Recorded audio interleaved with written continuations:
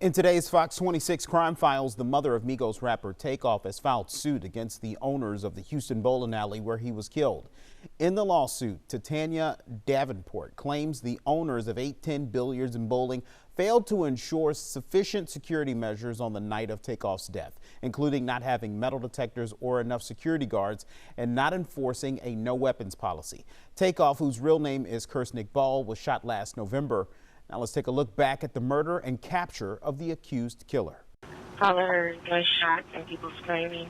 Around 2:30 Tuesday morning, Houston police responded to a shooting near the entryway to Billiards and Bowling on San Jacinto Street in downtown Houston. When they arrived, they found the body of 28-year-old rapper Kirsnick Ball, better known as Takeoff. He was one of 3 members of the popular and internationally known hip-hop group Migos. Quavo, one of the members of Migos, is seen in a video circulating online leaning over Takeoff's body and crying out for help. Mark my word and mark it. This great city, with our great citizens, with our police department, we will find who's responsible for it. The rappers were attending a private bowling party. Sources tell Fox 26 that a dice game in the entryway led to an altercation, at which point Takeoff, who sources say was just a bystander, was shot and killed. Based on what people say about him, he's well respected, nonviolent. I would not expect him to be involved, okay? But I do want to wait on the investigation, but we have no reason to believe that he was involved in anything criminal. Police say they believe there were 2 separate shooters. A 23-year-old man and a 24-year-old woman were also shot. They were taken to the hospital in private cars, and they're expected to survive. Takeoff was pronounced dead at the scene. My thoughts and prayers, again, go out to his family, to his friends. But at this day and time, what I'm saying, across the board, not just in this city, but across the country, we have to confront this issue. Houston Mayor Sylvester Turner says this is yet another grim example of how a petty argument can lead to young men of color killing one another. Young men who are with guns, and let me underscore with guns, when they're getting into an argument, it's no longer just a fist fight, okay? It's no longer just pushing and shoving. Everybody is carrying guns. And when they get in these emotional settings and tempers flare, it's just so easy to pull your gun and start shooting. I'm Gabby Hart, Fox 26 News. Yeah, this global rap star was known to be a humble, pleasant person among others in the industry. Houston Police Chief Troy Fender says they are thoroughly trying to figure out who killed Takeoff, and they're hoping that someone will speak up. New video obtained by TMZ shows moments before Migos rapper Takeoff was killed outside of 810 Billiards and Bowling early Tuesday morning. In the footage, you see his bandmate and uncle, Quavo, in an argument with an unidentified person over a dice game. Takeoff can be seen just a few feet away. A scuffle starts, and then you hear gunshots. It's hard to tell from what we've seen, the footage that we have seen. We can't tell if that's all from one weapon. It sounds like it could be from multiple weapons. The popular entertainment news organization says many in the industry are distraught, sharing on social media they're tired of seeing another talent tragically killed. What people can't understand is that, these incidents are not rappers going at rappers. By and large, these are incidents where rappers are being attacked or getting into altercations and then getting shot by people who are not necessarily in the industry.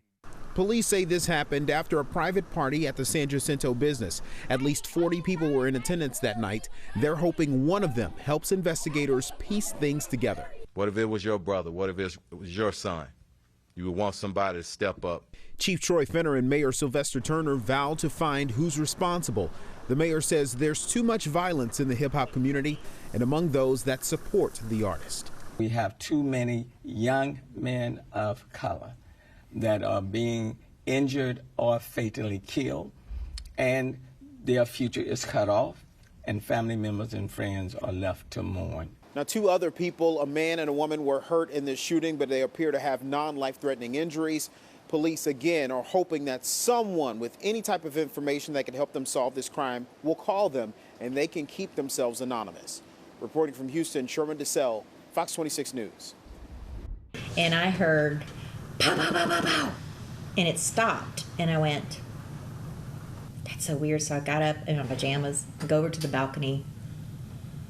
My neighbors were underneath me. I said, did y'all hear that? A little after 2:30 a.m. on Tuesday morning, a local nurse we'll refer to as Jane heard the gunshots from the Green Street entertainment area.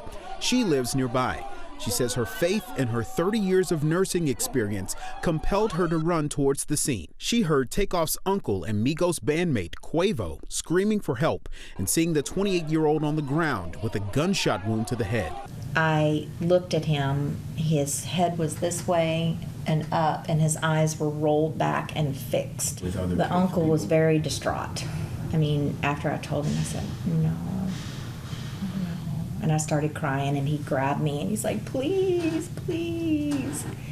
And I started bawling. Many social media comments from fans questioned her decision, wondering why she didn't perform CPR. That would not be appropriate, especially with a gunshot wound. You would never do CPR because you would be circulating the blood, and the blood would go right out of the hole. So the first thing to do is to put pressure on the wound. We also have more information on the male victim who was shot and then left the scene. We're told TMZ confirms it with police that it was Quavo's longtime assistant who was shot. He's suffering non-life-threatening injuries, but as of last night, still remains in the hospital. Reporting from Houston, Sherman DeSell, Fox 26 News.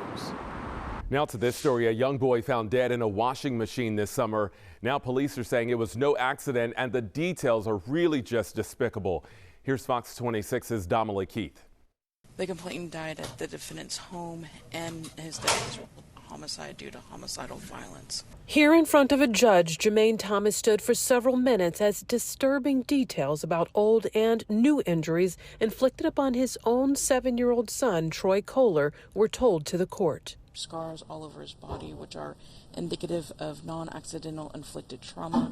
CPS confirms Jermaine and Tiffany Thomas adopted Troy in 2019, and court records show earlier this year, CPS conducted 2 investigations after school officials reported possible child abuse because Troy had black eyes and bruises. In July, officers were called to the family's home in Spring after the parents reported the 7-year-old missing. A deputy found Troy dead in the family's washing machine with a bump on his forehead, blood on his nose and mouth, and multiple bruising, pattered scars all over the body, facial injuries.